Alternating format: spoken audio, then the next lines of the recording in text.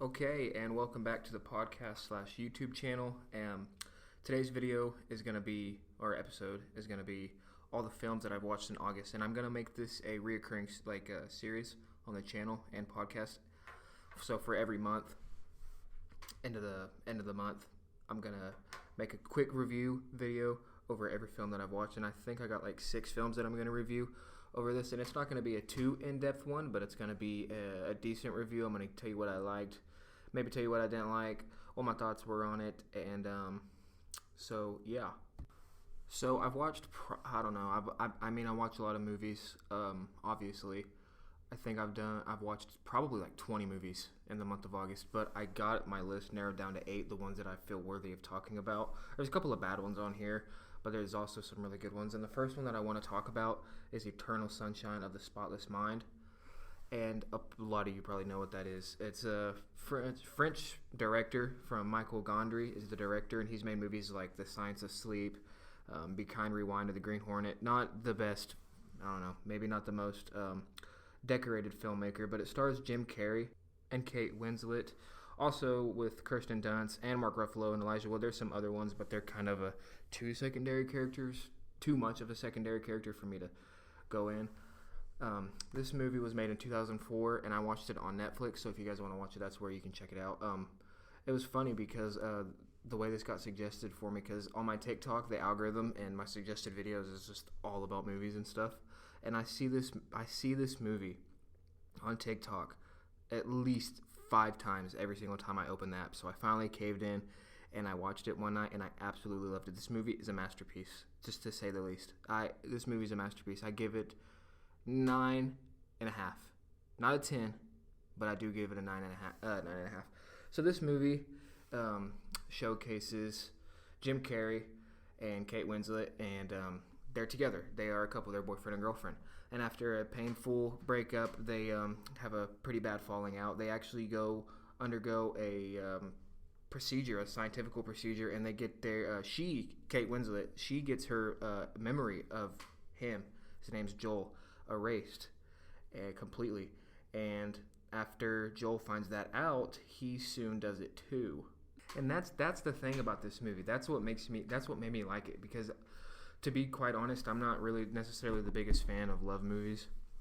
I think they're kind of all the same. They're just carbon copies of all each other. The only difference is characters, and not even the characters, just the actual actors. And sometimes they'll I'm trying to say this diplomatically, but one will have a disability or a mental disability, right? And you've seen it with so many movies, and that's kind of the only thing that differentiates these movies, love movies, is they're just all the same. A couple falls in love, they have a major falling out, and then they get back together, which essentially is what happens in this movie. The whole them getting back together thing is kind of up to the viewer. It doesn't really definitively say it in the film, but that's why I don't really like love movies too much. There's a couple that I like Her and Brokeback Mountain, and now this one. The Notebook's obviously a classic, but the thing that sets it apart from these movies, from those other movies, is the plot and the premise of this movie. The fact that they go into a procedure that erases their memories. It's absolutely crazy. I've never seen anything like it, and there's probably something out there, but I've never seen it. And it's definitely the most original. In fact, it won the Academy Award for original screenplay, and rightfully so. This movie is amazing. It's absolutely enthralling.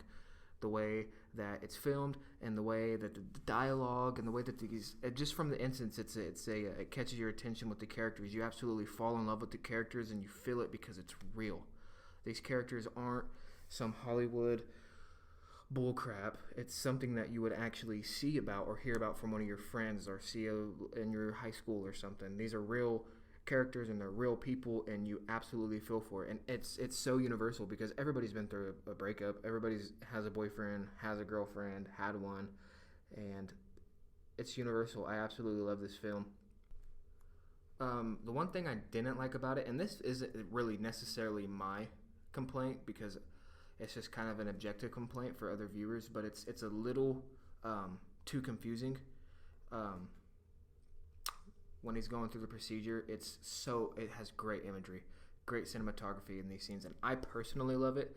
But he's going through all these memories in his head, and she's like fading away, and it's awesome. There's one scene where they're on the couch and he's actually not really there, but he actually is, and he envisions that he's outside, but he's still inside, and it's pouring down rain, but they're inside, so it feels like they're outside. It's awesome.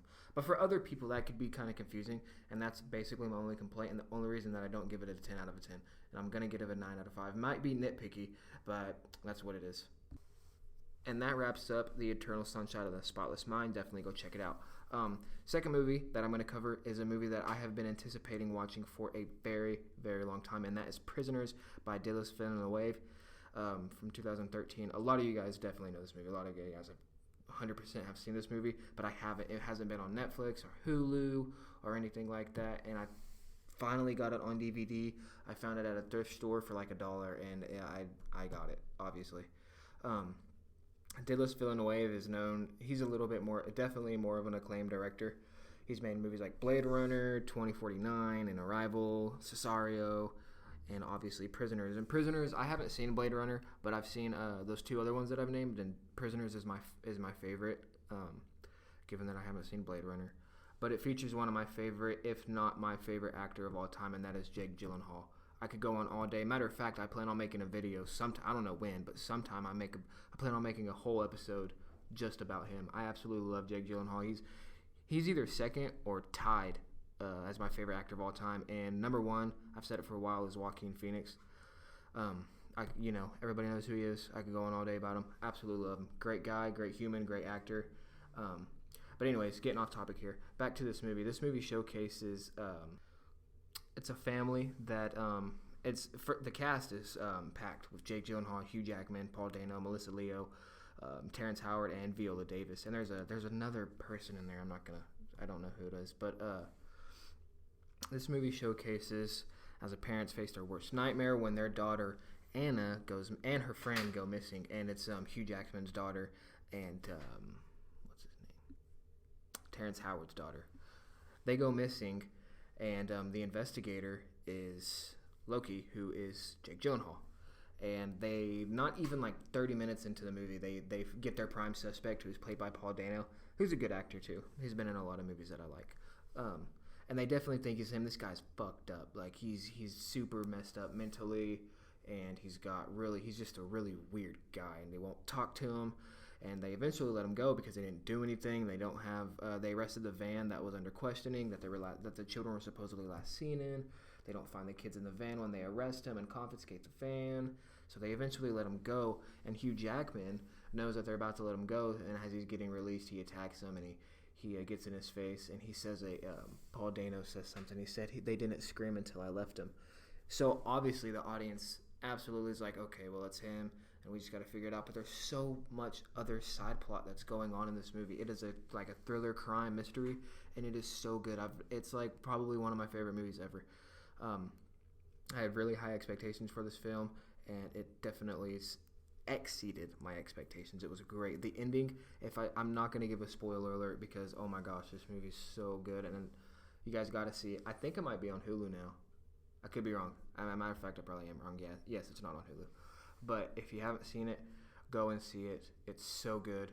Great performances from Hugh Jackman and Jake Gyllenhaal. Great screenwriting. Great ending. Great twist. Filmed well. The supporting cast is amazing. I absolutely loved it. The next movie on my list is Terminator 3, directed by Jonathan Mostow. And I am a big fan of the Terminator movies. I think that the screenplay is just written for optimal badassery. Seriously, I could go on all day about these big, huge budget scenes and these big blow-ups, and the fight scenes are awesome. If you can get, I tell people, and I'm just speaking as a franchise as a whole, if you can get past the kind of cringiness and the sort of lackluster effects that this franchise has, they're great. The story makes sense. It's got Arnold Schwarzenegger as a freaking robot, and all the other robots that come in are so badass, especially in this one. It's like a TX, I think it's called, and she's like the most sophisticated Terminator that they have, right? And she can shapeshift, and it's a girl, so that's even better. She's absolutely badass. I love it. I absolutely love the Terminator franchise. And the thing about the Terminator franchise is it does what it's supposed to do. Given I've only seen the third one, I'm still watching all of them as we go. But from the 1, 2nd, and 3rd, the first one is great, second one's even better, and the third one's probably a plateau. But it genuinely gets better as the franchise goes, and that's what franchises are supposed to do, and you don't see that a lot in film. And a great example is that is horror. Every horror franchise, like Chucky and Jason, they all inevitably fall under they just get bogged down with the storyline, and they just try to do different stuff, and the production companies are just cash grabs for movies, and it just turns out to be shitters. But I don't think the Terminator is doing that, and I haven't seen the 4th, 5th one or the newest one, but I'm definitely going to, and I want to cover these on this channel because I do love the Terminator movies. And I probably give the third one, I want to give it a 7.5 out of a 10. I think that fits it correctly. Okay, and the next movie is Rubber. I actually made an entire video about it, and I'll leave the link in the description if you want to check it out. But just quick to say, directed by Quentin Dupieux. Don't know if I'm saying that right. Made in November of 2010. And if you want to, if you guys want to check it out, it's on Crackle. It's a free app. Download it right now on your phone or computer, TV, and watch it for free. I don't even think you have to make a subscription or like a account or anything. You just download it and watch it. But this movie is a silly movie. It's about a car coming to life, and it goes on a murderous rampage. That's it. But the thing is about this movie, and the reason it's watchable is it doesn't take itself seriously, and it like directly addresses that. It breaks the fourth wall in the very beginning scene, and a guy comes out of a trunk and says that this movie's not to be taken seriously, so don't, and just have fun with it. And that's exactly what I did, and I liked it. So I want to give it, for what it is, I want to give it an 8 out of a 10. Objectively speaking, it's about a 5. The next film that I want to talk about is The Tax Collector. And that is the movie that's blowing up on Twitter, the one that Shia LaBeouf is in, where he's a Mexican gangster and he got his entire torso tattooed. So for that reason alone right there, I was super excited about it. And I did not do any research over it. I just knew that Shia LaBeouf was in it. I like Shia LaBeouf. I think he is underrated. And I knew that he got his whole torso tattooed. I knew that he was taking on a new character that he hasn't played before. He was in like a Mexican gangster over in LA, and I wanted to watch it. But after I did some research, given I admittedly I did it after I watched the movie, because I'll just tell you now, the movie sucked. I didn't like it. It's made by David Ayer, and he's made movies like The Suicide Squad, which is notoriously known for sucking. It's made Fury, which Fury was a good movie. End of Watch, which is a good movie, kind of. I personally don't like the End of Watch movie. The thing that absolutely carries the entire film is the characters, and that's Jake Gyllenhaal and I forgot the other's name. Forgive me. But Jake Gyllenhaal absolutely carries that movie. Him and his partner, the characters, and the plot. But the soundtrack is god awful. It's atrocious. It makes it so hard to watch. The way it's shot, it's so shaky, and it's just got stupid blasting effects right in your face. It's egregious. Honestly, I don't like End of Watch. But I love Jake Gyllenhaal, and that's why I stay with that movie. He's made Bright, which was that Netflix original with Will Smith, and it was like in a supernatural world. I like that movie. It has a very strong symbolic message. Didn't do too good with the critics, but I personally liked it. But anyways, this is about The Tax Collector. And to summarize this movie, to tell you what it is, I kid you not, you go on Google, and you know how it has the about side panel on the side. It tells you the ratings and who directed it and the summary of it. I kid you not, it's one sentence, and I'm going to read it right here word for word. 2 enforcers for a crime lord face an uncertain future when an old rival appears. And I watched that, and that's exactly what happened. And that's my complaint with the movie is like basically nothing happens. There's no substance. There's no plot. It's seriously just 2 knuckleheads are running around like, I don't know, being cool. And the only thing that like makes the movie watchable is they give Shia LaBeouf some pretty cool dialogue, and he dies like, spoiler alert, sorry, he dies like 45 minutes into the movie, and like nobody cares. It's not like some huge scene, like nobody talks about it. He's just like, oh, he died. And it's really, it's a shitter. It's just two guys running around. It's got George Lopez in it for some reason, and he dies too, and it's just, gosh, I don't even know where to begin. I really don't. I'm just trying to like piece together like why this movie is bad, and I can't even do that, and that's how bad the movie is. It doesn't necessarily have bad acting, but it definitely doesn't have great acting.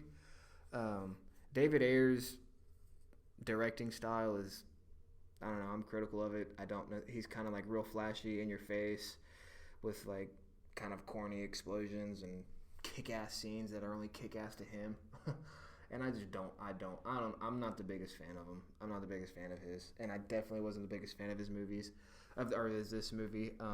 This one definitely flopped. It's got like an 18, or like it might have a 10% on Rotten Tomatoes. Don't quote me on that, but like I know it's like under 20. It's like super low. I had high expectations, and I absolutely was disappointed in that. So I want to give it like a 4 out of a 10. Because this movie was supposed to be the next big thing, and it was supposed to save us from the boredom of this pandemic, but it didn't. So, and I also watched Unhinged, and I'm watching these new movies, all these new movies, because the local movie theater that I have is in my area is open, and I can actually go watch some of these new movies that the production studios that are like putting their movies in theaters and not doing straight to video releases, or delaying production for when it can come out and have a huge release. So that's how I'm able to watch all these movies. But I watched Unhinged. But this movie is directed by Derek Bort, and I've never heard of him. I looked up some of his filmography. I've never heard of it, any of his movies. Sorry if anybody of you guys know, but I don't. Apologize. But this movie is about a guy played by Russell Crowe, and just forewarning you, it sucks. This movie sucked too. It might be. It's not. I don't know. It honestly might be worse than The Tax Collector, but I don't know. This movie is about Russell Crowe, and I think I witnessed Russell Crowe's ending of his career. I witnessed the death of his career. I'm telling you now, he's never going to be in a movie after this. His performance wasn't even that bad, but it was just such a bad movie. The whole premise of this movie, I shit you not, is some guy, Russell Crowe, gets mad in a road rage. And like the title card of the pitch on the little slogan on the movie poster is "He can happen to anyone." So I don't know if they're like advertising it as it's like some like gonna be some big franchise, like a slasher, like a weird take on a slasher film. But he literally got road rage because this girl cut him off, and he like killed her whole family. I'm not kidding. It was terrible. It was so corny. The acting was bad. It's got the kid from Child's Play in it, the 2018 one, the new remake / reboot with Mark Hamill in it. It's got him in it, and I mean he's a kid, so I'm not gonna go in on him. But Russell Crowe and then the other lady he's in it, I don't even care to remember her name. It was this movie sucked. I'm gonna go ahead and say it was worse than The Tax Collector. I give it a 3 out of 10, and I'm very generous when it comes to film. I give filmmakers and movies the benefit of the doubt every time. I'm very optimistic about movies. And so it's bad when I give something a 3 out of 10. I think so anyways. This movie has no substance, no plot, nothing. It has nothing to give you. Okay, actually, I'll give it one notch. Good one. It has some cool, some effects in it, some big stunt scenes. I remember, I'm not going to spoil it just in case you want to watch it, which I recommend you to not. Waste of your time, waste of my money.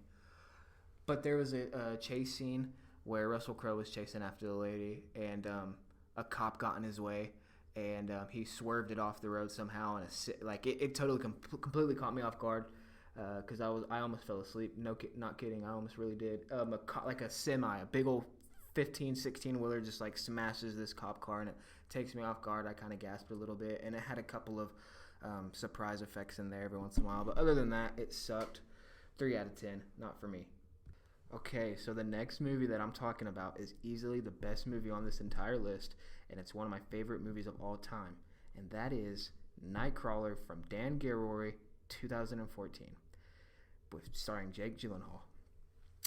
This, without a doubt, is Jake Gyllenhaal's best and strongest performance. Funny story, I ordered it on DVD, got it in the mail, literally the day later, came out on Netflix. So it's on Netflix right now. Go watch this movie. It is one of the movies that I give a 10 out of 10. So good. It is so good. Jake Gyllenhaal's best performance without a doubt. He got snubbed from. I don't even think he got an Oscar nomination, but he deserved not only a nomination, but he deserved an Oscar for this movie.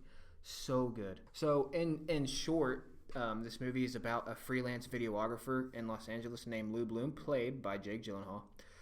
He's kind of survives. He's kind of like a drifter. He survives by taking odd jobs and things like that. But he's sociopathic, like extremely sociopathic, like Joaquin Phoenix's Joker type of crazy, absolutely crazy. And he lost a little bit of weight for the film, just like I kind of put the Joker and Nightcrawler in 2 and 2. I like Joker a lot more. Joker's my favorite film of all time, probably always will be. But it's Nightcrawler isn't much worse, honestly. It's not even. I can't say it's worse.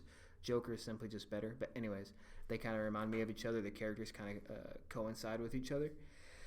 But he lost a little bit of weight for the film, and his eyes are just bulk. Oh my gosh, Jake Gyllenhaal is so good. It is so good. He's so enthralling with his performances. He's so adaptive, and he's so immersed in his roles. And he's such a good guy. He's such a great guy. I could go on all day about him, but I'm going to save it for my video that I do about him. But one night he comes across a wreck on the side of the freeway. And there's fire, and there's an explosion, and there's like a girl getting dragged out of a car that's literally on fire. And he's just like right there, just absolutely enchanted by what's going on in front of him. And then he sees a news film crew like roll up, and they start filming, and they're right in their faces, just disregarding what's like this tragedy that's happening, and like somebody's dying. And he just like something snaps in him, and he says, "I have to have that. I'm doing it." So I forgot how we got the camera. Oh, he stole a bike. He stole a bike on like the Venice Beach walkway or something, and he sold it and got a camcorder and a police scanner, and the movie just takes off from there. I'm not going to tell you what happens because it's on Netflix and you have to watch. If any of you guys hear this and you watch it, please go to my YouTube and leave a comment on what you thought of this on this video, because I post on my podcast. If you watched it, go to my YouTube channel and like leave a comment on what you thought, because this is one of my favorite movies of all time. And I'm not going to tell you what happens, but just know that the plot is absolutely perfect. The acting is absolutely perfect. Like this is like this could have won an Oscar for the best film of the year. It could have, honestly. This movie is so good. Someone lit a fire under Dan Gilroy's ass, because he made movies like Velvet Buzzsaw, and that's like probably his second most known film. And if you guys know what that is, it wasn't that greatest of a movie. It's got like Toni Collette and Jake Gyllenhaal in it, and it's about like these like really eccentric art people. Then I don't know, one of their works like are haunted or something, right? It's on Netflix. If you want to watch it, check it out. But so good, and that's the last time I'm going to say it. Absolute 11 out of 10. I love this movie. Go check it out. Leave a comment under my YouTube video on what you thought about it. So the next and last video I'm going to talk about was The Lighthouse, and that was Robert Eggers' the second major motion film from 2019. I just with Robert Pattinson and Willem Dafoe in it, and I just made a YouTube video over it. So and I'm not going to talk much about it, though I'm going to wrap up the video episode here soon. But if you want to check that out, go to my YouTube. It's Bad Film Critic, just like it is on my podcast. Check it out. This movie was good. This movie was great. I give it a 9 out of 10. It's kind of about these two old English lighthouse workers. Everybody knows what a lighthouse is, so I'm not going to tell you what it is, but they work there, and they have to stay there for 4 weeks. They don't know each other, and essentially what it is they're slow burn into madness. And they have like these really like unique dialogue and really unique accents, just like we saw in The Witch, which was Robert Eggers' first major motion film. And it like he did in The Witch, he did a really good job, and it's a really good movie. Great performances, and like some of the most unique cinematography and directing skills and style I've ever seen. Really, really, really good film. I highly recommend it. It might even be better than The Witch. I give it a 9 out of 10. So yeah, that's gonna wrap up the films that I've watched in August. I'm really glad that I was able to make this video, because it's running on like 25 minutes now, and I've always wanted to make longer. I want to make like hour-long episodes as I go on, but my YouTube channel and podcast is very much in its infancy, and I know I got like 10 or 18 subscribers, and I really, really, really appreciate it. It means so much to me. I told myself if I could get 30 subs within a year, I would do it like full time, not like quit my job or anything, but I would fully commit to like making better YouTube videos, and I already have 18, so it means so much. I work really hard. I love film. I love talking about it, and you guys are with me every step of the way. So thank you guys. It really, really means a lot. And that's about it. I don't know what my next video is going to be, but I'm going to try to make a longer episode like this one. And that's it. See ya.